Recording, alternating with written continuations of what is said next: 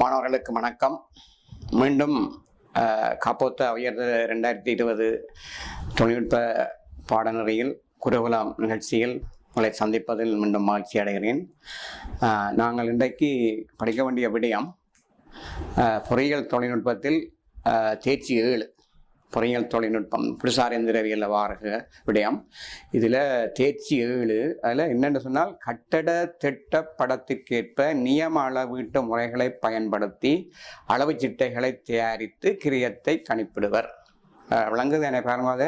கட்டிட திட்டப்படம், அதாவது கட்டிட வரைபடம் வந்தால் அந்த வரைபடத்தில் நியம அளவு முறைகளை பயன்படுத்தி ஒரு ஸ்டாண்டர்ட் அளவுகளை பயன்படுத்தி அளவு சிட்டை, அதாவது பிஓக்யூ என தயாரித்து கிரயம், அதாவது கட்டிடத்துக்குரிய செலவு, கிரயம் என்ற செலவை கோஸ்ட்டை மதிப்பிடுறதுக்கான பாடவிதானத்தை நாங்கள் இப்பொழுது கற்போம். கட்டிட திட்டப்படத்துக்கேற்ப நியம முறைகளை பயன்படுத்தி அளவு சிட்டைகளை தயாரித்து நாங்கள் கணியத்தை கணிக்க வேண்டி கிடக்குது.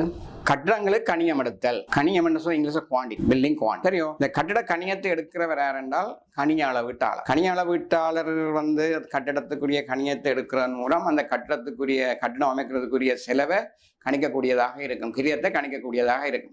உங்களுக்கு ஒரு கேள்வி கேட்கலாம், இந்த கட்டிடத்தை கணியத்தை எடுக்கிறார் என்று கேட்டால் கணிய அளவீட்டாளர். அதாவது ஒரு கட்டிடத்தை கட்டுறது உரிமையாளர் இருப்பார். உரிமையாளர் கட்டிடத்து கணியத்துக்குரிய விவரங்கள் அவருக்கு, அதாவது இந்த கட்டிட அமைக்க முடிக்கிறதுக்குரிய கோஸ்ட், கிரியத்தை கணிப்புறது அவருக்கு கஷ்டமாக இருக்கும். ஆகவே அந்த கட்டிடத்தினுடைய வரைபடத்தை ஒரு கட்டிட கலைஞர் மூலம் தயாரித்து, அது ஆர்கிடெக்ட் மூலம் தயாரித்து அந்த கட்டிட கட்டிட திட்ட வரைபடத்துக்கு ஏற்ப கணிய அளவீட்டாளர் கணியத்தை கணித்து அந்த கோஸ்ட்டை, அதாவது அந்த கட்டிடத்துக்குரிய கிரியத்தை கணிக்கக்கூடியதாக இருக்கும்னு தெரிஞ்சு வச்சிருக்கோம். விளங்குதானே? கணியத்தை கணிய சிட்டையை தயாரிக்கிறத யார், அதாவது கட்டத்துக்கு கணியத்தை எடுக்கிறத யாருன்னு கேட்டால் கணிய அளவீட்டாளர். ரைட்.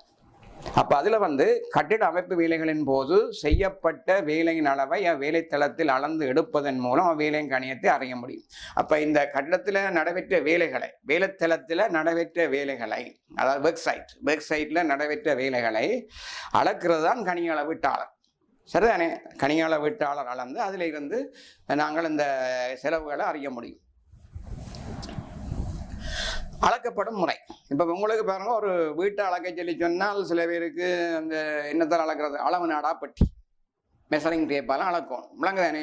அப்போ பாருங்க, கட்டிடத்தில் பல விடயங்கள் அளக்க வேண்டி, நீளத்தை அளக்க வேண்டி வரும். இப்போ அதிகமாக ஒரு பைப் லைன் போடுறேன்னு சொன்னால் எவ்வளோ நீளத்தை போட போகிறீங்க, அது நீளத்தை அளக்க வேண்டி வரும். இப்போ காக்கும் பலை என்று இருக்குது, கூரையில் காக்கும் பலை இருக்குது, அதெல்லாம் நீளத்தில் அளக்க வேண்டி வரும். இப்போ சில அளவுகள் கட்டிட அமைப்பில் நீளத்தில் அளக்க வேண்டி வரும். சரியா? கணியங்களுக்கு நீளத்தில் அளக்க வேண்டி, லென்த்ன்னு சொல்றது, நீளத்தில் அளக்க வேண்டி வரும். அதே மாதிரி 2வது நீளம் அகலம். ஒரு பொருளை நாங்கள் நீளமும் அகலமும் அளக்க வேண்டி வரும். இப்போ அதிகமாக ஒரு அரை சுவருக்கு பாருங்க, ஒரு அரை சுவரை பார்த்தோம் என்றால் எவ்வளோ நீளம் எவ்வளோ உயரம். சரியோ? அப்போ அடுத்த மெஷர்மென்ட் நீளம் அல்லது அகலத்தில் அளக்க வேண்டி வரும். தளம் இருக்கு, தளத்துக்கு மாவல் வைக்கிறீங்கன்னு வைங்க, மாவல் வைச்சா நீளம் அகலம். சுவருக்கு பூச்சி போடுறேன்டா நீளம் அகலம். சரிதானே? மற்ற கதவு இருக்குத்தானே, கதவு பாருங்க, அது அகலம் தர உயரமாக வரும். சரியோ? அகலம் தர உயரமாக வரும், அப்படியும் அளக்கக்கூடியதாக இருக்கும். அடுத்த 3வது விஷயம் நீளம் தர அகலம் தர உயரம். அப்படியும் அத்திவார குழி ஒன்று பெற்று வைங்க, நீளம் அகலம் உயரம். அது இதில் ஆழமும் எடுக்கலாமா, உயரத்தை ஆழமும் எடுக்கலாம், தடிப்பண்ணும் எடுக்கலாம். சரிதானே? ரைட். அப்போ அதில் உயரத்தை நான் எடுக்கக்கூடியதாக இருக்கும்.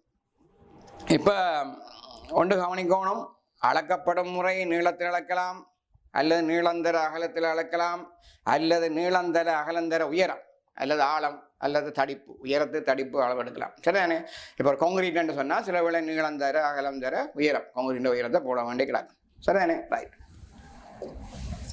அடுத்தது இந்த அளவு முறையை சொன்னேன். இப்போ நீளந்தர அகலந்தர உயரம், முதல் சொன்ன நீளம், அப்புறம் நீளந்தர அகலம், அப்புறம் நீளந்தர அகலந்தர உயரம் என்றதை அதோட முந்தைய இந்த மெஷர்மெண்ட் அளக்கப்படும் எல்லா இடத்திலும் நாங்கள் அளக்கப்படுற மெதட்டை அதை சொல்லி நம்ம என்னென்னு சொன்னால் இதனை தங்க அளவு சட்ட முறை, அதாவது கோல்டன் ரூல்ஸ் ஆஃப் மெஷர்மெண்ட். அதாவது இந்த முறையை இப்படி அளக்கிறேன்னு சொன்னால் இது ஒரு ஸ்டாண்டர்ட். சரிதானே? அதை இதனை தங்க அளவு முறை என்று முந்தின காலத்திலிருந்து சொல்லிக்கிட்டு அதை தெரிஞ்சு வச்சிருக்கோம். விளங்குதானே? ரைட். அளக்கப்பட்ட முறை என்ன? நீளம் அகலம் வந்தால் நீளம் அகலம், பிறந்த உயரம். நீளம் தர அகலம் தர உயரம், அப்படிதான் மெஷர்மெண்ட் எழுதணும். அப்புறம் அகலத்தை போட்டு அப்புறம் நீளத்தை போட்டு மாறி போடக்கூடாது. விளங்கு தானே? நீளம் தர அகலம் தர உயரம் என்று போடும். அடுத்தது இவ்வளவு முறையானது அங்கீகரிக்கப்பட்ட அளவு முறை அளக்கப்படும். இதுதான் அங்கீகரிக்கப்பட்ட அளவு முறை. நான் சொன்ன மெதட்.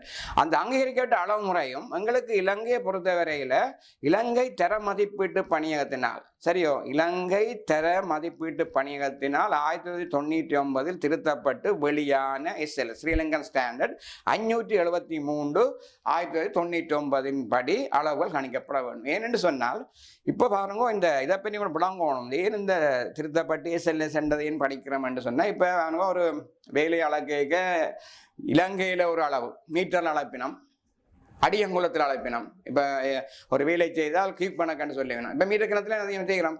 அப்போ அதோட மெதட்டை அறியக்கூடியதாக இருக்கணும்.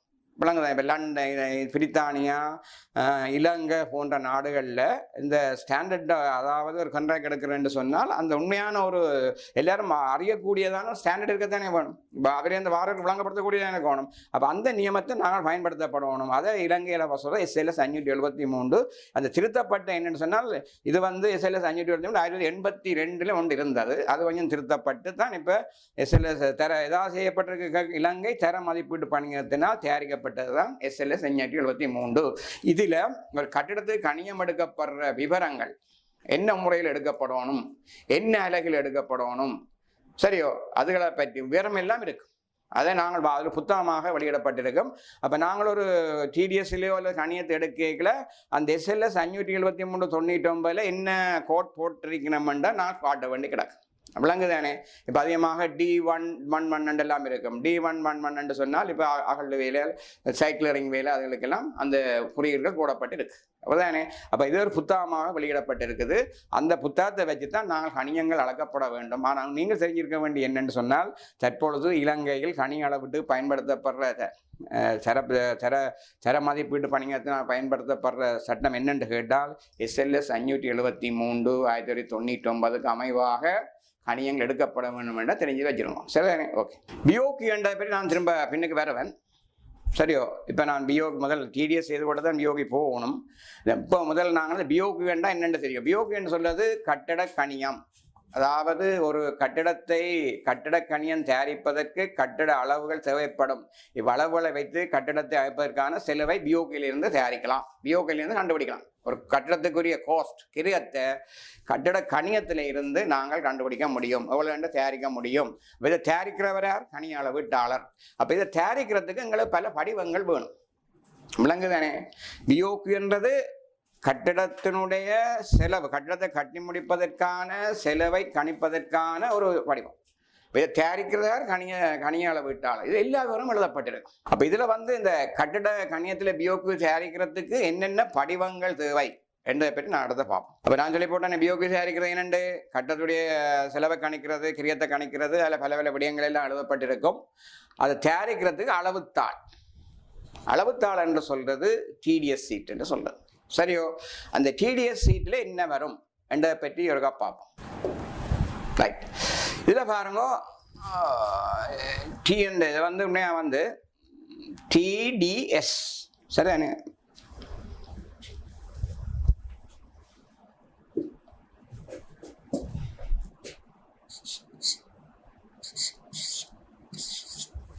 TDS. சரிதானே? TDS அது டைம்ஸ் என்றது, அதாவது டைமிங், டைமென்ஷன், ஸ்கேரிங் என்றதான் பேர். இது வேலை விவரம்.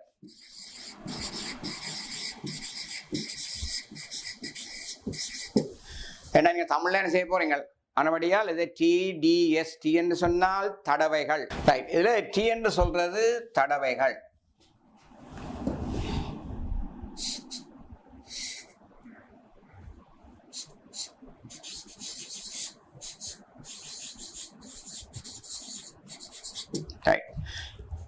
D என்று சொல்றது அளவுகள்.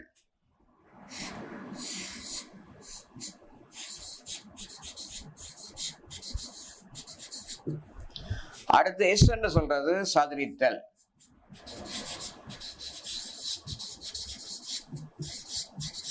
சதுரித்தல் பெருக்கிறது. சரிதானே? வேலை விவரம். அப்போ பாருங்க, இது வந்து ஒரு A4 ஷீட்ல தான் தயாரிக்கப்படுறது. டிடிஎஸ் தாள் வந்து என்னது தயாரிக்கப்படுறது? A4 ஷீட்ல 2 இதில் இன்னொரு கோடு இருக்கும். சரியா, டபுளாக பிரிச்சிருப்பினோம், முழங்கு தானே. அப்போ நாங்கள் எழுதிக்கொண்டு போய்க்க இதில் இருந்து எழுதிக்கொண்டு போய் அப்புறம் அங்கால போய் இதில் எழுதிக்கொண்டு போகலாம். இப்போ டி என்று சொல்கிறது அளவுகள் என்று தடவை என்று சொன்னால், இப்போ பாருங்க, நான் ஒரு உதாரணம் சொல்கிறேன். இப்போ ஒரு என்னென்று சொன்னால், ஒரு அறை ஒன்று இருக்கு. அறை வந்து 3 மீட்டர் நீளம், 2 மீட்டர் அகலம், விளங்கு தானே. அதுக்கு பூச்சி பூச போகிறோம். அப்படி என்று சொன்னால் முதல் வந்து அளவுகள் என்ன? முதல் நீளம் சொன்ன 3 மீட்டர், அகலம் 2 மீட்டர். சரியோ? அப்ப 2 அறை இருக்கு. அப்ப 2 தரம் பாருங்க. ஒரு அறை என்றா 1 போடணும், 2 அறை என்றா ஒரே இதே மாதிரி 2 அறை இருக்கு, விளங்குதானே. அப்ப டைம்ஸ், அதான் 2 தரம். இது அளவு, நீளம், அகலம், விளங்குதானே. அப்ப இது சில வேளை ஸ்ட்ரோக்கும் போட்டு போடலாம், போடாமல் விடலாம். நீங்க இப்படி ஸ்ட்ரோக்கும் போட்டு விடலாம், போனாலும் விடலாம், சரிதானே. அப்ப இதுல தடவைகள் வருகுது, இதுல நீள அகலம் டைமென்ஷன் வருகுது. இது பெருக்கிறோம், பெருக்கிற உழவு 2 12. சரியோ? 12 பெருக்கி க்ளோஸ் பண்ணி விட்டா சரி.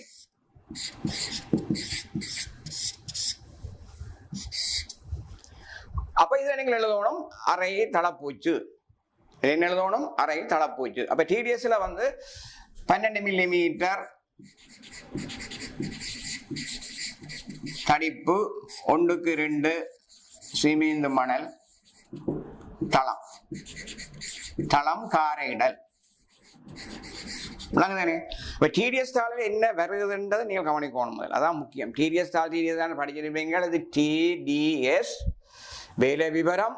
அங்காலே இப்போ இது முடிஞ்சோன்னா அங்கால போகும். அப்போ இது பக்கம் 1 போட்டுட்டு, இதில் ஒரு பக்கம் 1 போட்டுட்டு, சரியோ, அப்புறம் அங்கால 2 போட்டு போகலாம். அப்போ இப்போ தச்சியில் ஒரு அறை இருந்து என்ன 3 பேரை உண்டு, விளங்குதானே. இப்போ டிடிஎஸ் என்னென்னு தெரியாமல் சில பேர் இருக்கணும். என்ன, சில மாணவர்களுக்கு டிடிஎஸ் சிறிய கதைக்கிறது தான் டிடிஎஸ் என்னென்னே தெரியாது. நான் எழுதப்படுற மெதட் சொல்லி இருக்கிறேன். இதை பற்றி உதாரணம் பண்ணி இன்னொருக்கா நான் குவான்டிட்டியில் செய்து காட்டுவேன், சரிதானே. அப்போ டிடிஎஸ் தாள தொடங்கி இருக்கணும். டிடிஎஸ் தாள முதல் உள்ளது, அதாவது அதாவது தடவைகள், அளவுகள், சதுரித்தல், அதாவது பெருக்கிறது, வேலை விவரம், இவ்வளோதானே. மாறியல நீளம் போட்டால் அப்புறம் அகலம் பெறும், அப்புறம் உயரம் போட்டால் உயரத்தை போடலாம். இப்போ அத்திவார கடங்கண்டா நீளம், அகலம், உயரம், அப்படி 3 வந்து அது கனமீட்டரில் வரும், சரிதானே. ரைட். இப்போ நாங்கள் இந்த அளவுத்தாளை பற்றி சொன்னால், இப்போ சுருக்கத்தாளம் ஒன்று இருக்கு. சுருக்கத்தாள் வந்து அளவுத்தாளில் செய்யப்பட்ட விடயம். நான் ஒரு விடயத்தை சொல்லிக்காண்ட அந்த ஒரு அறையை பற்றி சொன்னான் தானே. அந்த அறை வந்து என்ன நீளம்? 3 மீட்டர் நீளம், 2 மீட்டர் அகலம், 2 அறை என்று சொன்னா தானே. அது ஒன்றிலேயே காட்டி நான் உங்களுக்கு என்ன டிடிஎஸ் எழுதுகிற மெதட் சொல்லி கிடக்கு. அப்போ அதை நாங்கள் பொழிப்புத்தாளை கொண்டு வரோம். பொழிப்புத்தாளை பற்றி பார்ப்போம். பொழிப்புத்தாள் உங்கள் சுருக்கத்தாள், அப்சாக் சீட் என்று இங்கிலீஷ் சொல்றது. அப்சாக் சீட் அது 8ஆக பிரிக்கப்பட்டிருக்கும். பண்ணி பாருங்க, 3, 4, 5, 6, 7, 8. அது தெரிஞ்சு வச்சிருங்க. பொழிப்புத்தாள் என்றால் என்ன? டிடிஎஸ் தாள், அதாவது அளவுத்தாள். அளவுத்தாள செய்யப்பட்ட விடயத்தை சுருக்கத்தாளை கொண்டு வரணும். சுருக்கத்தாளில் கொண்டு வந்துதான் நாங்கள் அதை கூட்டல் கழித்தலை செய்ய வேண்டி இருக்கும், விளங்குதானே. இப்போ பாருங்க, ஒரு சுவர் ஒன்று கட்டுறோம். இந்த சுவர் வந்து 3 மீட்டர் உயரம், 4 மீட்டர் நீளம் வந்து வையுங்கோ. என்ன, சுவரின் நீளம் எவ்வளவு? 4 மீட்டர். உயரம் எவ்வளவு? 3 மீட்டர். இப்போ பரப்பு எவ்வளவு? 12 மீட்டர் வர்க்கம். திரும்ப கவனிக்கணும். சுவர் நீளம் எவ்வளவு? 4 மீட்டர். உயரம் 3 மீட்டர். இப்போ அளவு 12 மீட்டர். எங்கே வந்திருக்கும்? டிடிஎஸ்ல வந்திருக்கும், விளங்குதானே. அதில் ஒரு கதவு நிலை ஒன்று வச்சிருக்கிறாருன்னு வைப்போம். என்ன, அந்த 12 மீட்டர் வர்க்கத்தில் ஒரு கதவு நிலை இருந்தால் அந்த கட்டுமானத்தை நாங்கள் செஞ்சோணும். அந்த கதவு நிலையை கழிக்கணும். கதவு நிலை என்ன? இப்போ 2 மீட்டர் உயரமும் 1 மீட்டர் அகலமாக இருந்தால் 2 மீட்டர் ஸ்கேட், விளங்குதானே. கதவு நிலையின் உயரம் 2 மீட்டர், அகலம் 1 மீட்டராக இருந்தால் சரியோ, அவ்வளவு கதவு 2 மீட்டர் வர்க்கம். அப்போ அதில் என்ன செய்யணும்? நாங்கள் சுவரில் இருந்து கழிக்கும். 12 மீட்டர் ஸ்கேட்ல இருந்து 2 மீட்டர் ஸ்கேட்டை கழித்து காட்டணும். அதை நாங்கள் டிடிஎஸ் தாளில் செய்கிற இல்லை, இங்கேயும் கொண்டு வந்து சுருக்கத்தாளில் செய்யணும். அதாவது கூட்டல் கழித்தல்களை, விளங்குதானே, அட்ஜஸ்ட்மெண்ட் என்று சொல்றது. கூட்டல் கழித்தலை கொண்டு வந்து இந்த டிடிஎஸ் சுருக்கத்தாளில் விவரமாக எழுதி நாங்கள் எழுத வேண்டி இருக்கு. இப்போ நான் ஒன்றில் எழுதி காட்டுறேன். இப்ப ஒரு சுவரை பற்றி தானே சொன்னேன் நான். சுவரின் நீளம் எவ்வளவு? 4 மீட்டர். உயரம் எவ்வளவு? 3 மீட்டர். 12 மீட்டர் வர்க்கம். இப்ப சுவரை பற்றி நாங்கள் டிடிஎஸ் இருந்தால் 2 குளத்தையும் நாங்கள் எடுப்போம். எஸ் போடுவோம். ஏன் எஸ் போடுறேன்னு சொன்னால் அது ஸ்கொயர் மீட்டர் தானே, அது அப்படியே சதுர மீட்டர். அதுக்கு எஸ் போடணும். மற்றது என்ன வேலை? சுவர் கட்டுமானம். சுவர் கட்டுமானம் இந்த 2 குளத்தையும் எடுக்கலாம். சுவர் கட்டுமானம் சரிதானே? எவ்வளவு அங்க வந்தது? 3 மீட்டர் 4 மீட்டர் பெருக்கி வந்த டிடிஎஸ்ல. சரியா? பெருக்கினு சொன்னா 12. எந்த பக்கத்துல இருந்து? முதலாம் பக்கத்துல இருந்து வந்தது. ஒரு கழிக்க வேண்டி கிடக்கல ஒரு கதவு. அதானே எவ்வளவு? கதவு கழிக்கிறது இங்கால போடுங்க. அது எவ்வளவு? 2. இதுல கொண்டு 2 கழியுங்க. கழிச்சால் 10. சரியோ? 10 மீட்டர் வர்க்கம். தானே? இப்ப பாருங்க, இது டிடிஎஸ்ல வந்தது என்ன? அதாவது டிடிஎஸ் தாளில நாங்கள் இதுக்குள்ள வேணுமெண்டா டிடிஎஸ் தாளை நான் நோட் பண்ணி காட்டுறேன்.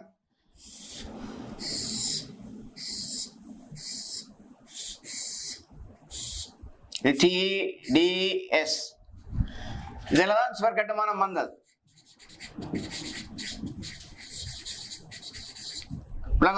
எவ்வளவு சுவரின் நீளம்? 4 மீட்டர். 3 மீட்டர் உயரம். 12. சரியோ? இது டிடிஎஸ்ல வந்தது. கழிக்க என்னத்தை கழிக்கணும்? கதவு. கதவு நீளம் என்ன? உயரம் 2 மீட்டர் சொன்ன நான். சரியோ? அகலம் 1 மீட்டர் சொன்ன நான். அப்ப 2. அப்ப கழிக்கிறது இங்க டிடிஎஸ்ல எழுதணும். கழிக்கிறத சுருக்கத்தாள கொண்டு வந்து கழிச்சு காட்டணும். இதுல எஸ் போடுறேன். 2 குளத்தையும் தான் நீங்க எடுக்கணும். 2 குளத்தையும் எடுத்து 2 குளத்தையும் எடுத்துட்டு புறம் முடியும். அங்கால ஒரு வழியை விட்டுட்டு அடுத்த 2 குளத்துக்கு போகணும். இந்த 2 குளம் ஒரு வழியை விட்டு அடுத்த 2 குளத்துக்கு போகணும். அப்ப எப்பவும் 25 மில்லிமீட்டர் சின்ன சரியா அளவு. அதுக்குள்ள நீங்கள் அண்டர்லைன் பண்ணி போட்டேன்னு. சுருக்கத்தாளில என்ன வருகிறது என்று சொன்னால், டிடிஎஸ்ல தயாரிக்கப்பட்ட கணிப்பிடப்பட்டதை நாங்கள் இங்கே கொண்டு வந்து கூட்டல் கழித்தல யூஸ் பண்றோம். சரிதானே? பொழிப்புத்தாளை பற்றி தெரியணும். A3 சீட்ல இருக்கும். ஒவ்வொரு வழியும் 25 மில்லிமீட்டரா இருக்கும். 8ஆ பிரிக்கப்பட்டிருக்கும் என்று தெரிஞ்சு வச்சிடும். டிடிஎஸ்ல இருந்து பொழிப்புத்தாளுக்கு வந்து கூட்டல் எழுதி தீரும். ரைட்? அடுத்த பிரசினத்தாள், ஐயவினாத்தாள். அதை சொல்ல இங்கிலீஷ்ல குவாரி சீட். இப்ப என்னன்னு சொன்னால், இந்த பிரசினத்தாள் வந்து நாங்கள் ஒரு கனியாள வீட்டாளர் தானே இந்த டிடிஎஸ் தயாரிக்கிறார். கனியாள வீட்டாளர் குவான்டிட்டி சர்வேயர் அவர் தானே இந்த டிடிஎஸ் சீட்டை தயாரிக்கிறார். அவர் பிளானை பார்த்து டிடிஎஸ் தயாரிச்சுட்டு போவார். டிடிஎஸ் தயாரிச்சுட்டு போய்களை அவருக்கு சில அளவுகள் தவற விடப்பட்டிருப்பார். பிளான்கிறது யாரு? அது கட்டிட வரைஞர். என்ன பிளான்கிறது? கட்டப்படத்தை கீறதார் படம் வரைஞர் எல்லாம் ஆக்கிட்டே கீறினா அவர் சில வேளையில அளவுகளை போடாமல் சில அளவுகள் தவற விட்டிருக்கலாம், அல்லது எழுத மறந்திருக்கலாம். ஏதாவது தவற விடப்பட்டிருந்தால் கனிகளை விட்டால் செய்து போய்கள் அவருக்கு கண்டுபிடிக்கிறது கஷ்டமா இருக்கும். இப்போ பாருங்க, அடித்துறது கான்கிரீட் போடுறோம்னு வைங்க. அந்த கான்கிரீட் வந்து அவர் போடாம விட்டுட்டார். சரியோ? அதில் சுவர் திக்னஸ் 225 போலன்றதை போடாம விட்டுட்டாருன்னு சொன்னால் அவர் யார் செய்கிறார்? இப்போ டிடிஎஸ் கனிகளை விட்டாலும் செய்கிறார். அவர் தானே எடுக்கலாம் தானே. அப்போ அவர் என்ன செய்வார்? ஒரு பிரசின்னத்தாள் ஒன்று தயாரிப்பார். ஐயவினார் ஐமிச்சம் ஒன்று கிடக்குது. என்ன? அந்த கான்கிரீட்டின் அளவும் தரப்பட இல்லை, சுவரின் திக்னஸும் தரப்படவில்லை. யார் இப்போ கனிகளை விட்டாலும் யோசிக்கிறார். அப்போ அவர் என்ன செய்வார் என்றால், அந்த ஒர்க்கை பற்றி எந்த ஒர்க், அதை ஒர்க்கை பற்றி போடணும். எந்த வேலை? வீடாக திட்டம். சரியோ? மற்ற நம்பர் இதுகள் எல்லாம் போட்டு விவரம் எல்லாம் போட்டு இந்த பேஜ் எல்லாம் போட்டு. சரியோ? உங்களுக்கு இந்த விவரம் வேணும்னு சொன்னால் இந்த குவார்சியில் கன விஷயங்கள் இருக்கு. அந்த ஜாப்பின் டைட்டில் என்ன வேலை? இப்போ ஒரு ஹாஸ்பிட்டல் பில்டிங்காக இருக்கலாம், அது ஸ்கூல் பில்டிங்காக இருந்தால் வேலையை போட்டு மற்ற நம்பர். சரியோ? யார் அட்டென்ட் பண்ணுறார்? சரியோ? பேஜ் நம்பர் எல்லாம் போட்டு ஃபேக்ஸ் எல்லாம் போட்டு யார் இப்போ எழுதுறது? கனிகளை விட்டாலும் செய்கிறார். என்னத்தை? பிரசினத்தால் தயாரிக்கிறார். ஏன் தயாரிக்கிறார்? அவருக்கு 2 விடயம் தரப்படவில்லை அந்த பிளானில். சரிதானே? ரைட். அப்ப இதுல ஒன்று கேட்பார் என்னன்னு சொன்னால், இதுல உதாரணத்துக்கு போட்டு கிடக்கு என்னன்னு சொன்னால், இந்த உதாரணத்துக்கு ஒரு கதவின் விடம் தெரியலையா அவருக்கு? யாருக்கு? அந்த குவான்டிட்டி சர்வேருக்கு அந்த படத்தில் உள்ள கதவின் விவரம் போடப்படவில்லை. அப்போ அவர் கேட்கிறார் அந்த கதவினுடைய சைஸ் என்ன, சரிதானே? அவர் அசூம் பண்றார் என்னண்டு, நீங்கள் தராட்டில் அந்த 1000 2100 போட்டு அவர் அந்த குவான்டிட்டியை செய்து போகலாம். அந்த கனியள வீட்டாளர் சரியோ இதுன்னு போடலாம், விளங்குதானே? அப்போ உங்களுக்கு பிரச்சனை என்னன்னு சொன்னால் அந்த பிரச்சனத்தால் ஏன் தயாரிக்கிறேன்னு தான் தெரியும், சரியோ? பிரச்சனத்தால் ஏன் தயாரிக்கிறேன்னு சொன்னால் பிளான் தரப்பட்ட வரைபடத்தில் கனியள வீட்டாளர் டிடிஎஸ் தாளை தயாரிக்கல ஏதாவது அளவுகள் தவறவிடப்பட்டிருந்தால் அல்லது ஏதாவது அளவுகள் அந்த பிளான்ல போடப்படாவிட்டிருந்தால் அந்த அளவை அவர் என்னென்று கேட்டுட்டு கதவனுடைய அளவு எவ்வளவு ஒரு அளவு போட்டு எடுக்கலாம், கான்கிரீட்டின் அளவு எவ்வளவு கான்கிரீட்டின் அளவு எவ்வளவு, சரியோ? அதே மாதிரி போட்டுட்டு அவரே அந்த அளவை போட்டுட்டு ஆன்சர் போடலாம், ஓம் ஜேசோ இல்லையோன்றதை அவர் போட்டு அடிக்கலாம், விளங்குதானே? அப்போ உங்களுக்கு தெரிஞ்சிருக்கணும் உங்களோட சிலபஸை பொறுத்த வரையில் இந்த ஐயவினாத்தாள் அல்ல பிரச்சனத்தால் ஏன் தயாரிக்கிறேன்னு தெரியும். தெரியாத விடயங்களை அதை கேட்கறது அசூம் பண்ணி சரியோ எடுத்து எடுகோள் விடை எடுகோள் என்ன எடுத்த எடுகோளன்லாம் விடை என்று போட்டுட்டு செய்துட்டு போகலாம். ஐயவினால் தயாரிக்கிற மாதிரி தெரியும், விளங்குதானே? ஐயவினால் என்னென்னு சொன்னால் ஐயவினாத்தால் தயாரிக்காம நான் விட்டு செய்துட்டு போனால் தெரிய பியோக்கில் சில வேலை கண்டுபிடிக்கலாம் போகல, என்னத்தை எடுத்தினோம் என்ன அளவு எடுத்தினோம் என்று தெரியாதானே, அதுக்காக அசூம் பண்ணி எடுக்கிறேன், சரிதானே? ரைட். அடுத்தது பியோக்கி, சரியோ? கணியச்சிட்டை தயாரித்தல். கணியச்சிட்டை என்றால் என்ன? அதாவது ஒரு கட்டிடத்தை நாங்கள் கட்டி முடிக்கிறதுக்கான கிரயத்தை கோஸ்டை நாங்கள் கணிப்புறதுக்காக தயாரிக்கப்படுறது கணியச்சிட்டை. இதை யார் தயாரிக்கிறார்? கணிய அளவீட்டாளர் தயாரிக்கிறார். அப்போ பாருங்க, முதல்ல என்ன செய்யறாங்க? டிடிஎஸ் தாள் தயாரிக்கிறாங்க, அளவுத்தாள் தயாரிக்கிறாங்க. அளவுத்தாள் தயாரிக்கல அடுத்தது என்ன செய்யறாங்க? பொழிப்புத்தாள் செய்யறாங்க, சுருக்கத்தாள் செய்யறாங்க. சுருக்கத்தாளில் என்ன விடயம் வந்தது? அந்த கூட்டங்களில் அதில் செய்யறாங்க. சுருக்கத்தாளில் செய்து போய் அதாவது டிடிஎஸ் செய்யக்கிற ஒரு பிரச்சனை வந்தா எந்த வினால் தயாரிக்கிறது? ஐயவினாத்தாள் தயாரிக்கிறது, பிரச்சனத்தால் தயாரிக்கிறது. டிடிஎஸ் செய்து போய்க்கல தான் இந்த பிரச்சனைகள் வரும், சரியானே? என்ன பிரச்சனை? அளவு தெரியாத பிரச்சனை. அப்போ அதுக்காக நீங்கள் ஐயவினாத்தாளை தயாரித்து போட்டு அதை பேப்பரோட நெக்ஸ்ட் பண்ணி விடணும், சரியோ? இவ்வளவும் செய்யுது. அப்போ டிடிஎஸ் ஆள் தயாரிக்கல வார பிரச்சனைகள் சால்வ் பண்ணுறது ஐயவினாத்தாள். ஐயவினாத்தாளையும் தயாரித்த பிறகு சுருக்கத்தாள் பிரச்சனத்தாளில் கொண்டு வந்து கூட்டல் கழித்தலை செய்து கடைசியாக வரும் கணியச்சிட்டை. பொழிப்புத்தாளில் இருந்துதான், சரியோ? பொழிப்புத்தாள் சுருக்கத்தாளில் இருந்துதான் கணியச்சிட்டைக்கு வரணும். சிலபல மாறின எக்ஸாம் டிடிஎஸ் தாளில் இருந்து வராது, டிடிஎஸ் தாள் முதல் பிறகு பொழிப்புத்தாள், அதாவது சுருக்கத்தாள். பொழிப்புத்தாளில் இருந்து தான் கணியச்சிட்டை, இடையில இருக்கிறதான் ஐயவினாத்தாள், சரிதானே? ரைட். அப்போ இந்த இதில் என்னென்ன கணியச்சிட்டையில் என்ன இருக்கும் என்றால் அந்த என்ன வேலை, சரியோ? வேலை இப்போ ஒரு வீடமைப்பு 20 வீடமைப்பு திட்டம் கொழும்பு, 20 வீடமைப்பு திட்டம் யாழ்ப்பாணம், 20 வீடமைப்பு திட்டம் மட்டக்களப், சரியோ? இப்படி அந்த வேரத்தை போடுவோம் எதுக்கு, சரியோ? அது அட்ரஸ் எல்லாம் போடணும், இங்கே அமைக்கப்படுறேன்லாம் வேரம் போட்டு இது உருப்படி இலக்கம் வேணும் உங்களுக்கு தமிழில் சொல்றது. இது என்ன சொல்றது? உருப்படி இலக்கம், சரியோ? இது வேலை விவரம், விளங்கும். இதை பற்றி நான் சொல்றதா இருந்தால் உருப்படி இலக்கம், ஐட்டம் நம்பர், இதுல வேலை விவரம்,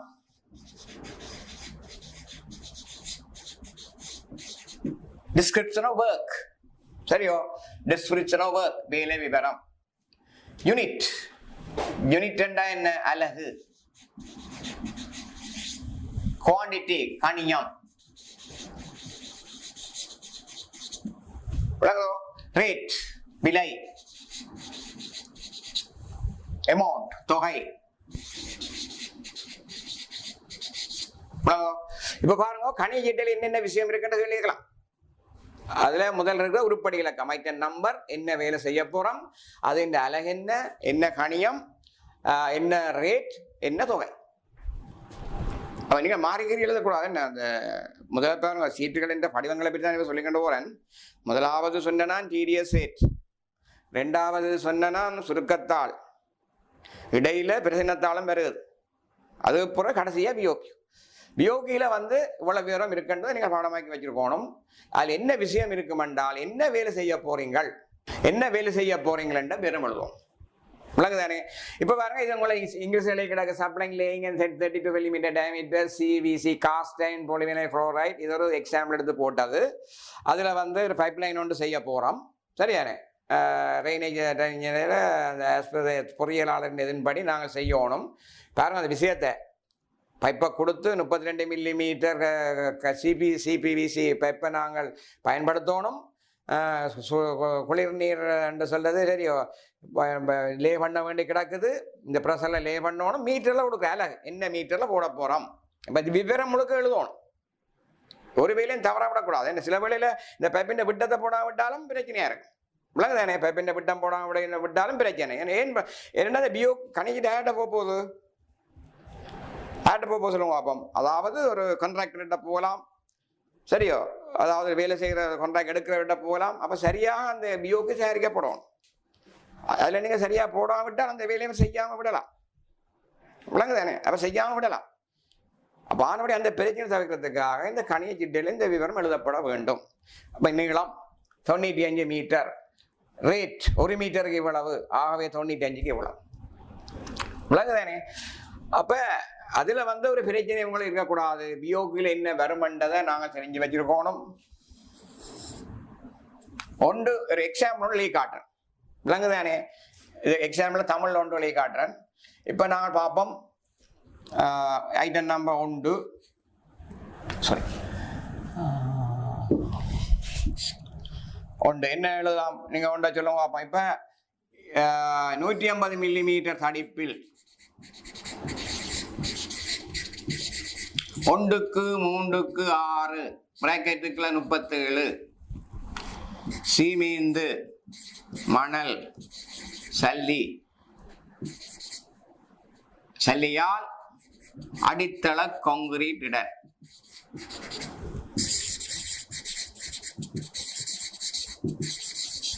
இவரை இல்லை அப்படியே எழுதணும். நீங்க 150 மில்லிமீட்டர் தடிப்பில் 1க்கு 3 6 சீமேந்து மணல் சல்லியால் அடித்தள கான்கிரீட் இட. சரியோ? அது மீட்டர் கணம்.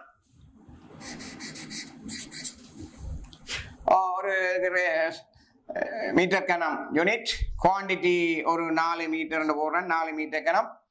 அதுக்கு வந்து ரேட் வந்து ஒரு மீட்டர் கணத்துக்கு 3000 ரூபான்னு போடுறேன். 12000 ரூபா. 12000 ரூபா. விளங்குதானே? அப்போ பாருங்க, இதுல என்ன விஷயம் இங்கிலீஷ்ல எழுதினா விளங்காட்ட விட தமிழ்ல காட்டி கிடக்கு. ஐட்டன் உருப்படி இலக்கம் 150 மில்லியன் தடிப்பில் 1க்கு 3 6 37 மில்லிமீட்டர் என்ற சல்லியின் அளவு சீமேந்த மலை சல்லியால் அடித்தள கான்கிரீட் மீட்டர் கணம் 4 கன அளவு மீட்டர் கணம். சரியோ? கவனம். இது அழகு போடணும். மீட்டர் கணம் 4 3000 ரூபா போட்டிருக்கேன்னா 3000 ரூபா போட்டிருக்கேன். 3000 ரூபா படி 12000 ரூபா. இது வந்து இதில் வேறு எண்ணத்தில் பியோக்கில் வேறு. இப்போ பியோக்கில் என்ன விடயம் இருக்கும் என்று சொன்னால் இதை நீங்கள் தெரிஞ்சு வச்சிருக்கணும். உருப்படி இலக்கம் வரும், அடுத்தது வேலையின் விவரம் வரும், அடுத்தது அழகு வரும், அடுத்தது கணியம் வரும், அடுத்தது விலை வரும். அதுண்டே போகணும். அப்போ இது ஒரு கட்டணத்துடைய வேலையை அவ்வளோ முடிக்கலாமன்ற கிரியத்தை கணிய சிட்டையிலிருந்து அறியலாமன்ற தெரிஞ்சு வச்சிருக்கோம். மாணவர் கொஞ்சம் கவனிங்கோ. இவ்வளோ நேரமும் நாங்கள் வந்து இந்த கணியச்சிட்டை தயாரிக்கிறதுக்கான படிவங்களை பற்றி பார்த்து நான் SLS 573 1999 அமைவாக நாங்கள் செய்யப்படணும். இப்போ நாங்கள் உங்களுக்கு எக்ஸாமுக்கு வரக்கூடிய மாதிரியான சில படங்களுக்கு என்ன மாதிரி மையக்கோடு கணித்தல் அதை பற்றி பார்ப்போம். சரிதானே? ரைட். அதில் என்ன பண்ண தரப்பட்டுள்ள உதாரணம் ஒன்று. தரப்பட்டுள்ள செவ்வ வடிவான கிடைப்படத்தில் சுவர்கள் வெளிப்புற அளவு தரப்பட்டுள்ளன. கட்டினது வெளிப்புற அளவுகளா? சரி. இதற்கான மையக்கோட்டு சுட்டை காணல். கவனமாக இருக்கோ. தரப்பட்டுள்ள செவ்வ வடிவமான கிடைப்படம் பிளான் கிடைப்படத்தில் சுவர்கள் வெளிப்புற அளவுகள் எக்ஸ்டர்னல் மெஷர்மென்ட் தரப்பட்டுள்ளது. இதற்கான மையக்கோட்டு சுற்றை கணித்தல். மையக்கோடு சென்டர்லைன் மெஷர்மென்ட். சென்டர்லைனுடைய லென்த் எவ்வளோன்னு பார்க்க போறோம். ரைட். இப்போ பாருங்க, இதுல வெளி அளவு போட்டு கிடக்கு 9000. கொஞ்சம் கவனிங்கோ. வெளியளவு சுவர்ண தடிப்பு எவ்வளவு? 225. சரியோ? 225 என்று போட்டு கிடக்கு. அது பிரிக் வால் செங்கட்டியன் இடங்கோ. சரிதானே? ரைட். 5000 என்று தரப்பட்டது. இப்ப இதுல என்ன பிரச்சனை என்றால் இது இந்த மையக்கோட்டு நீளத்தை இந்த மாதிரி காண்றது. மையக்கோடு கீறி இருக்குன்னு பாருங்க. இந்த மையக்கோடுல கீறப்பட்டிருக்கு. இது சுவர் தடிப்பு. விளங்குதானே? இது சுவர் தடிப்பு.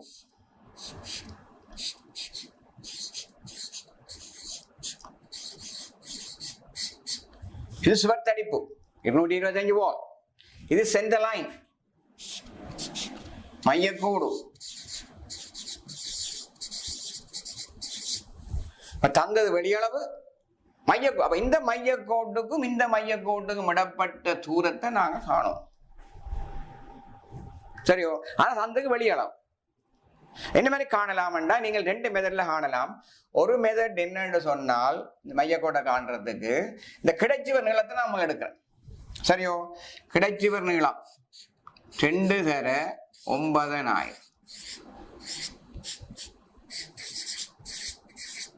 12000. சரியோ? பாருங்க, இந்த கிடைச்சுவர் வெளிச்சுவர், இது ஒரு சுவர், இது ஒரு சுவர், 2 ஆள வெளிக்கி இருக்கிறேன். நிலக்குத்து சுவர் எடுக்கிறேன். நிலக்குச்சுவர் எவ்வளவு? 5000. அப்ப அதையும் 2 தர 5000.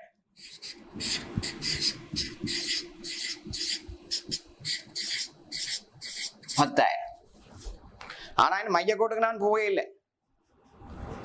விளங்குதானே? ரெண்டையும் கூட்டுறேன்.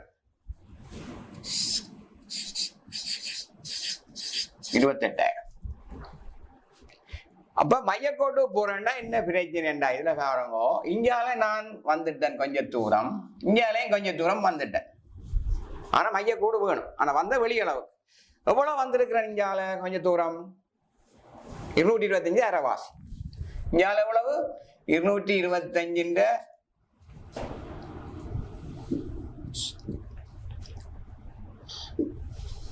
அவ்வளவு வந்திருக்கிறேன்.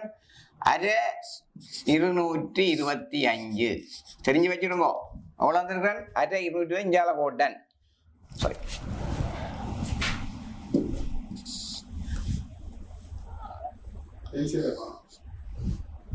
சரி, அரை 25 இந்தியால போயிட்டேன். இந்த பக்கம் வர 25, இந்த பக்கம் வர 20, 2 தரம் போட்டேன். என்ன அப்ப 2 தரம் இந்தியால 2 தரம்.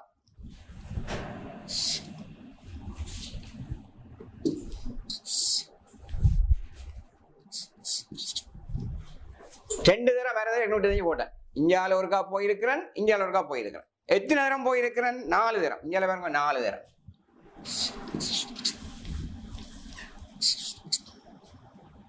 சரியோ? 4 ஓடும். கவனமா இருக்கணும். ஏனென்ற கொஞ்சம் பேர் குழப்பமா இருக்கும். விலங்கு கொஞ்சம் குழப்பமா இருக்கும். என்னென்று சொன்னால் இந்த சுவர் இருக்கல்லோ, இந்த சுவர் இதுக்குள்ள வந்து இருக்குது. இந்தியாலையும் சென்டர் லைன் போட்டது, இந்தியாலையும் சென்டர் லைன் போய் அரைவாசி போட்டு விளங்குதானே? அதற்காக நான் கழிக்கிறேன். அப்போ எவ்வளவு கழிக்கிறேன் என்று சொன்னால் 2 2 4 பாருங்க. கழிக்க 4 தர அரை தர 2 தர 225 விட்டுப்பட்டா 900.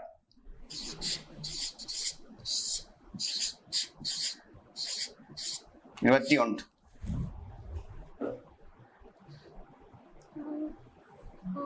சைபர் 10 1 20.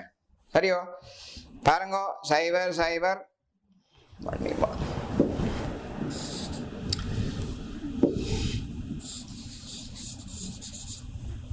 28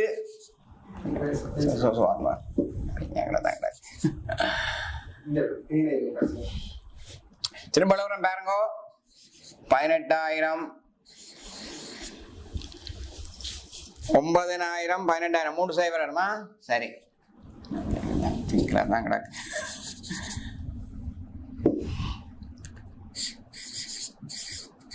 18000 10000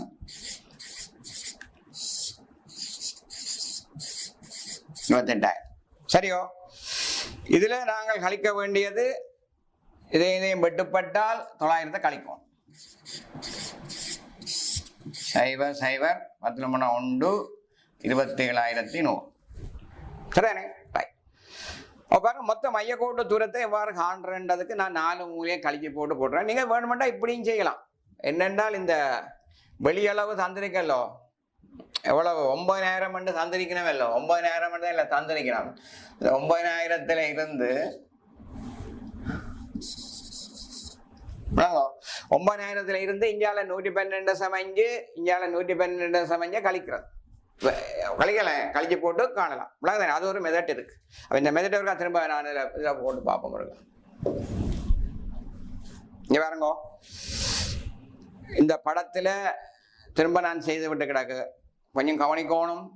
முதல் செய்ததை நான் திரும்ப வடிவாளி கிடக்குது. இதை நீங்கள் வச்சு படிக்கணும் வடிவா. சரியோ, கவனம் எடுத்து அதாவது சென்ட்ரலைனை காணப்படுற மெதட் இதில் வடிவாக காட்டிக்கிறேன். முதல்ல ரவா செய்து காட்டினான். ஆனால் வடிவம் எழுதப்பட்டிருக்கு. ஒரு பக்க நீளம் 900, 2ஆல் பெருக்கி இருக்கிறேன் 11,000. பிறகு சரியோ, ஒரு பக்க நீளம் மற்ற 5,000, அதை பெருக்கிறேன் 10,000, 28,000 கூட்டி இருக்கிறேன். இப்பெல்லாம் இதை கூட்டணுமா? இதில் வந்து இந்த இது கூட்டப்பட்டிருக்கேன் 28,000 சுவரின் மொத்த நீளம். கூட்டினிலிருந்து 4 மூலையும் கழிக்கப்பட்டிருக்கு. அது இப்பதான் இந்த 27,100 வந்திருக்கு. விளங்குதானே?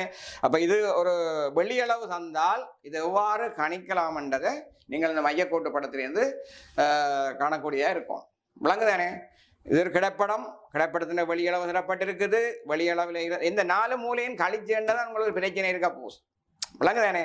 அதாவது இந்த வெளியளவுக்கு வெளியளவு எடுத்ததுதான் இந்த 9,000. அது 2 பெருக்கி இருக்கிறேன். இதுவும் வெளியளவு எடுத்திருக்கிறேன் 5,000, அதையும் 2ஆல் பெருக்கி இருக்கிறேன். விளங்குதானே? சரியோ, 2ஐயும் கூட்டி இருக்கிறேன் 28,000. ஏன் கழிக்கிறான் என்று சொன்னால் எங்களுக்கு மையக்கோட்டுக்கு வரணும் மண்டபடியால் இஞ்சால அரைவாசி அங்கால அரைவாசி 220 அரைவாசி 2 தரம் இருக்குது. அதை 4 மூலைக்கு மண்டபடியா கழிச்சு கிடக்கு. இன்னும் ஒரு மெதட்ல நீங்க செய்யறா இருந்தா இந்த 4,000 இந்த இருக்க சொல்ல 9,000 இருந்து இந்தியால 200 இந்தியால 112.5 112.5 220 கழியுங்கோ 8,775 வரும். 8,875 வரும். அது 2ஆல் பெருக்குங்கோ. அதே மாதிரி இந்த 5,000 இருந்து மேல் பக்கம் இந்த 5,000 எடுங்கோ. இந்தியால 112.5 இந்தியால 112 மழைங்கோ கழிச்சிங்கன்னா 4,775 வரும். 4,775 2ஆல் பெருக்குங்கோ. 8,775 2ஆல் பெருக்குங்கோ. பெருக்கி போட்டு கூட்டி பாருங்க, இதை விட வரும். அப்படியும் செய்யலாம். என்னென்றால் மையம் இதுல இருந்து இங்கே 112 கழிக்கிறது, இங்கே 112 கழிச்சு போட்டு 2ஆல் பெருக்கிறது. அதே மாதிரி இங்கே 5,000 இருந்து 112.5 2ஆல் பெருக்கி விட்டாலும் வரும். அப்படியும் காணலாம், இப்படியும் காணலாம். சரிதானே? ஆனபடியால் மையக்கோடு என்னென்னா உங்களோட எக்ஸாமுக்கு டிடிஎஸ் வந்தேன்னா மையக்கோடு பிழைச்சா எல்லாம் பிழைக்கும். விளங்குதல்லோ? ஆனபடியா ஒரு உதாரணம் சொல்லப்பட்டிருக்கு. இன்னொன்று பார்ப்போம். இப்போ வரும் இந்த படத்துக்கு உள்ளளவு தரப்பட்டிருக்கு. சரியோ, உள்ளளவு தரப்பு. அப்போது வெளியளவு, இப்போ உள்ளளவு. இந்த உள்ளளவு தரப்பட்டால் என்னென்று மையக்கோட்டை காணுறது. அது இன்னும் ஈஸி. விளங்கோ? என்னென்னு காண்றது? இப்ப பாருங்க, கிடைச்சுவர் நீளம் 6,000 போட்டாச்சு. உள்ளளவு இங்கால 112.5 அங்கால 112.5. ஏன் இது 220 தரப்பட்டிருக்கு. இது 220 தரப்பட்டிருக்கு. ஆக இது 112.5 112.5. அப்ப 2 of half of 225. ஏன் 2 போட்டனா இங்கால, ஏன் half போட்டனா அரைவாசி. சரியோ, இதை கூட்டணும். கூட்டணும் என்று சொன்னால் 225 தான். 6,225. இப்ப சென்ட்ரல் லைனுக்கு வந்துட்டேன். இங்கேயும் சென்ட்ரல் லைனுக்கு வந்தாச்சு. பாருங்க, உதாரணம் போட்டாச்சு. அதே மாதிரி சுவர் உள்ளளவு 6,000, 2 தர அரை தர 225, 6,225 17,450. அதே மாதிரி அந்த படத்துல 3,000. சரியோ, அதையும் போட்டு கிடக்கு 6,450. மொத்த மைய கூட்டு சுட்டு 12,900. இப்ப பாருங்க, இதுல 6,225. அதே மாதிரி நிலக்குத்துக்கு எடுத்தோம் என்றால், நிலக்குத்து எடுத்தால் அவ்வளவு 3,000.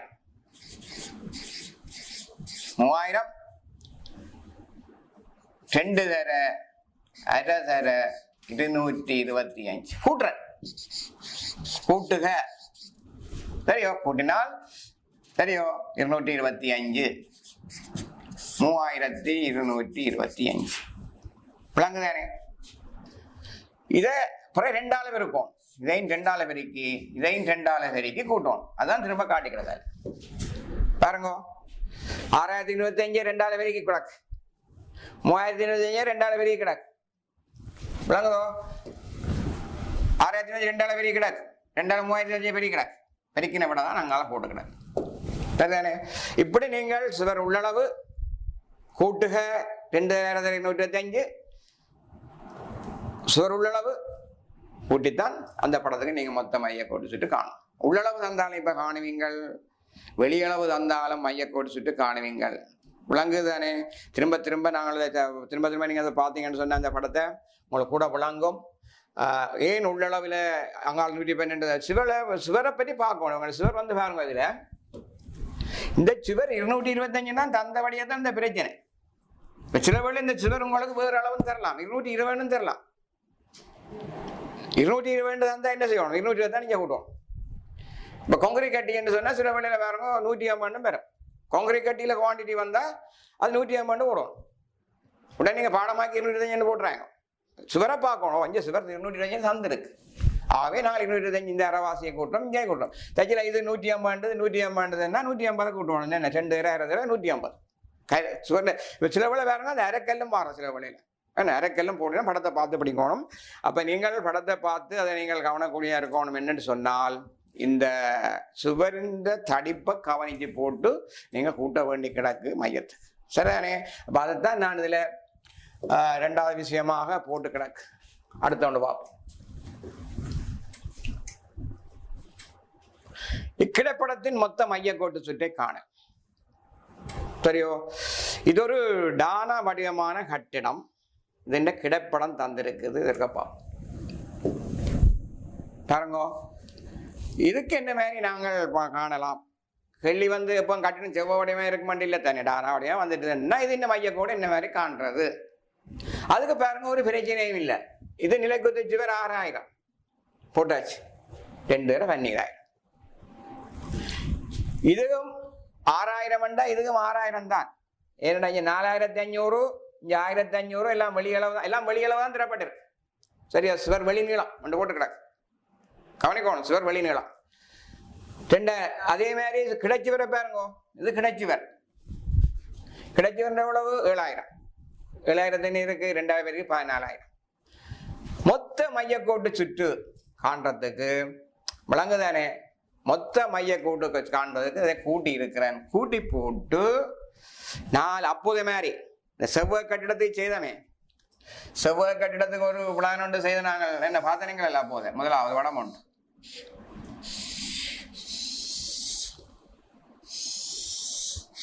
அதுக்கு என்ன செய்த நாங்கள் வெளி செலவெல்லாம் செய்து போட்டு வெளியளவு தான் பார்த்தினாங்க. யோசிச்சு பாருங்க இருக்கா? சரி, வெளியளவு எடுத்து போட்டு 2 பெருக்கி இந்த வெளியளவையும் எடுத்து 2 பெருக்கி போட்டு 4 மூலை கழிச்சனை இருக்குத்தானே உங்களுக்கு.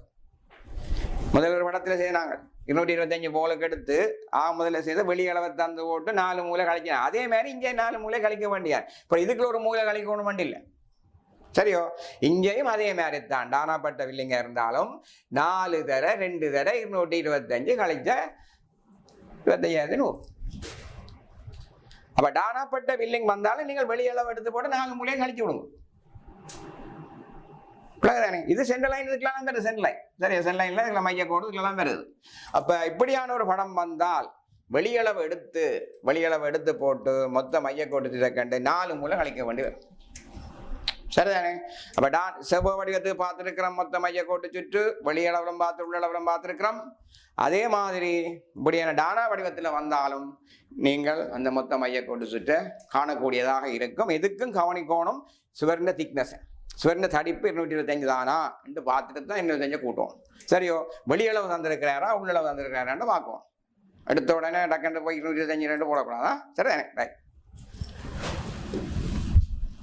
இப்ப பாருங்க, இதுக்கும் ஒரு பிரச்சனையான படமா கிடக்கு. பானா வடிவத்துல வந்திருக்கு.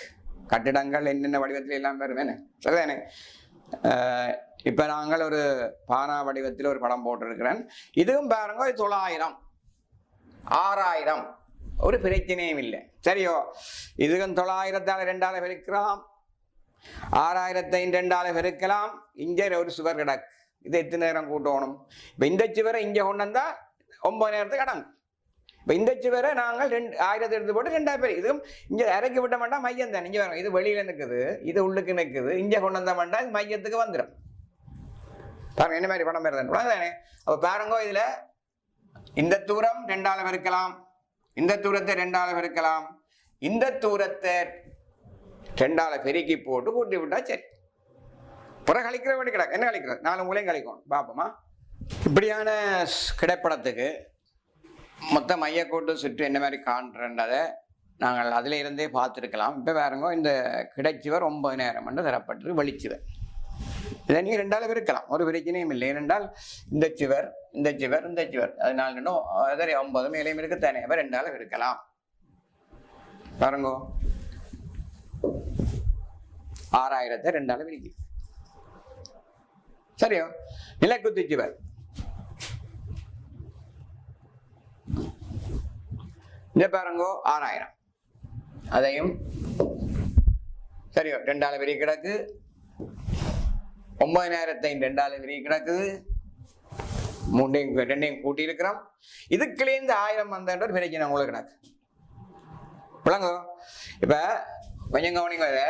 இது 9000 கிடைச்சுவர். 9000 சொல்றது கிடைச்சுவர். இது நிலக்குத்துச்சுவர். അതിന്റെ വലിയളവ് 2000 പെരിക്കണം കൂട്ടിയാச்சு. இந்த 2000 என்னென்று வந்தேன்னு சொன்னால் இந்த 1000 இருக்குல்லோ, இந்த 1000 என்று சொல்றது இதுல 2 சுவர் இப்படி நிற்குது. ஆனா அது சென்ட் லைன் தான். ஏனென்றா ஏன் சென்ட் லைன் சொல்றேன், மைய கொண்டு சொல்றேன்டா இதை இறக்கி விட்டீங்கன்னா இதுக்கும் இதுக்கு இடப்பட்டதுதான். ஆனபடியால் நான் என்ன செய்யறேன் என்று சொன்னால் கூட்டுக 2 தடவை 1000. சரியோ? அப்ப இதற்கு 2ஐயும் கூட்டணுமா? இதுல சரியோ? இதோட கூட்டணுமா? கூட்டினோம்னு சொன்னா 32000. விளங்குதானே? கொஞ்சம் கவனிங்கோ. இதை 2ஆல பெருக்கி இருக்கிறேன், இதை 2ஆல பெருக்கி இருக்கிறேன், இதை 2 தரம் பெருக்கி, இந்த ஜோரம் இந்த ஜோரம் 2ஐயும் பெருக்கி இருக்கிறேன், பெருக்கி போட்டு கூட்டி இருக்கிறேன். இனி 4 மூலை கழிக்கும். இந்த மூலை இந்த மூலை இந்த மூலை கழிக்கும். விளங்குதானே? 4 தரம் 900. சரியானே? அப்ப கழிச்சம் என்று சொன்னால் இந்த மைய கொண்டு வருது. விளங்குதானே? அப்ப பாருங்க, நீள் சுபமான சுவரை காணலாம், டானாப்பட்ட சுவரை காணலாம், மற்றது இப்படி பானாப்பட்ட சுவரை காணலாம். அரைந்த உள்ளளவு வெளியளவு அந்த 4 மெதட் சொல்லப்பட்டிருக்கு. உங்களுக்கு இந்த மைய கொண்டுதை காண்றது. சரியானே? அடுத்ததை பற்றி பார்ப்போம். ஓகே, வணக்கம்.